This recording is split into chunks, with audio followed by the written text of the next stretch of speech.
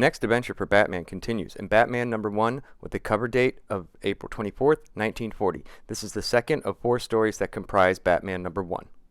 After being in jail, Professor Hugo Strange stages a breakout with some of the inmates. When out, he goes to the insane asylum to break out more of the crazies for one of his diabolical schemes. That night, Bruce Wayne hears on the radio that Strange was identified as one of the leaders that broke out the 5 asylum maniacs. Bruce feels this can only lead to something terrible. Months pass by with nothing happening when there is an attack on Lower Manhattan. A giant hulk of a man standing 15 feet tall starts to terrorize the citizens. The police shoot at the monster, but the bullets have no effect. The monster dispatches the police with ease and heads towards a truck while the rest of the officers chase after it. During the pursuit, the monster hurls something from the back of the truck. The cop car meets an explosive demise and the truck gets away. That night, Bruce ponders that this could only be the work of the demented Hugo Strange. The next day, the same attack and the same outcome for the pursuing police. But up in the clouds is the Batman, following the truck to the hideout of the madman behind the attacks. Batman approaches the hideout, but it's a trap and he is nabbed by not one, but 2 giant monster men. He hears a familiar voice, Dr. Strange.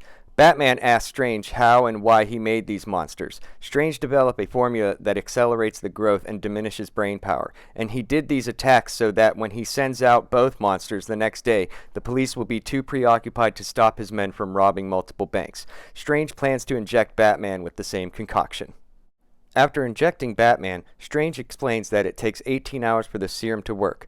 One of the monsters knocks him out, and they throw him in a cell, without his utility belt.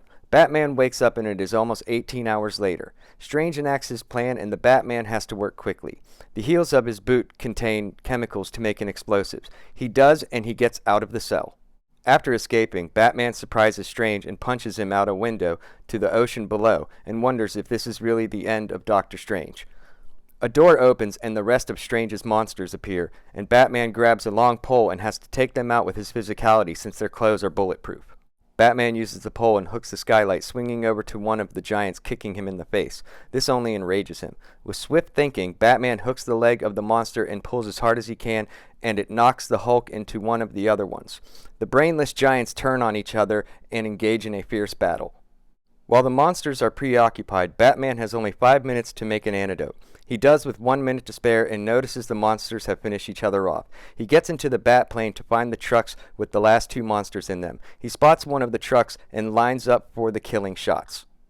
The bullets hit their mark and the truck crashes into a tree, killing the driver and passenger, bringing the Bat kill count up to 13. The monster leaps out of the back of the truck and Batman nooses his neck and takes off into the sky, killing it after a struggle, bringing the Bat kill count up to 14. Batman cuts the rope of the dead monster and heads for the next truck. He's in time and takes his shot. His shots hit their mark and the truck crashes into a building, killing the 2 men in front, bringing the Bat kill count up to 16. The last monster jumps out of the truck and sees the Batplane and starts to climb the nearest tower to the top. The monster swats at the Batplane with no luck, and knowing his bullets won't work, Batman shoots gas at the King Kong wannabe, and he starts to choke and finally falls backwards to his doom, bringing the Bat kill count up to 17.